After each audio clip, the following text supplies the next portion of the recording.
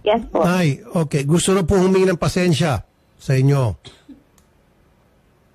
Kausapin na lang po, mag-usap na lang po yung mga abogado namin. Oh, okay. So, meron po kayong balak na magsampa ng kaso. Pag abogado to abogado, ibig sabihin, ikukorte na lamang to. So, Opo. ito po ay lesson learned para sa ating lahat. Huwag kayo basta-basta mag-post ng video, pag-isipan nyo na mabuti, kasi bawat aksyon ninyo na hindi maganda o meron kayong binaviolate, somebody has been violated his or her rights, may katapat yan na demanda na huli ng pagsisisi. So kung sakali man, ma'am at Nico, kayo magkaayos sa korte, then yung judge na lang makapagsasabi kung anong klaseng magiging resulta Yes, sir. ng kasong ito. Meron ka na ng abogado, Sir Nico? Yes, sir. At kayo rin po, ma'am, Nay, meron din kayo abogado. Opo. Okay. Sige po, hindi na po namin kayo pipilitin, ma'am. Kung ayaw niyo po makipag-ayos, karapatan niyo po yan, ma'am. At kumusta naman po yung anak niyo po, ma'am, Nay? Minamahal po namin at inaalagaan. Okay. So, okay naman po siya.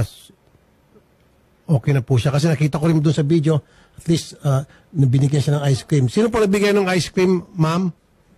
Anak ko po yun. Sino po ba makakapagsabi kung ang bata ay okay o hindi? Di ba po? Opo, ma'am. Kaya nga, siguro, pa-check nyo rin po yung inyong anak. Baka nga po meron na dinala siya na trauma dahil doon sa kahiyan na inabot niya. Masakit yung para sa isang bata na pagsasabihan ng ganon at lalo pa naka-video. So, ang makapagsasabi po talaga kung meron pong trauma ang bata, wala, ay yung pong mga eksperto, yung pong mga child psychologist, yung mga doktor, ano po. Pina-check niya na po siya? Kinonsulta niya na po siya sa espesyalista, Nay, ma'am? Ayoko na po magsalta pa ng kahit na anong bagay na maaring makaapekto dito sa aming kaso. Opo. Naunawaan ko po. Sige po, yun na lamang po.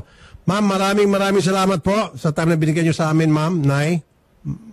Salamat din po. Magandang hapon po, madam. At Mr. Nico Meneses, salamat po Yes, sa sir. time na binigyan nyo sa amin. Salamat din po. Magandang hapon po. Magandang hapon po. Salamat po. Okay, Atty. Garrett, maraming salamat. Yes po. Thank you rin po, Senator. Ending ay magkakaroon ng kaso. Lesson learned to para sa lahat. Huwag na huwag kayong basta-basta maggumawa ng content at ipopost sa social media na later on ay kayo pwedeng makasuhan. Tulad yan. So, magsasampa ng kaso si ma'am. Opo. Sabi niya, abogado to abogado equals to kasuhan na yan. Okay? Sige.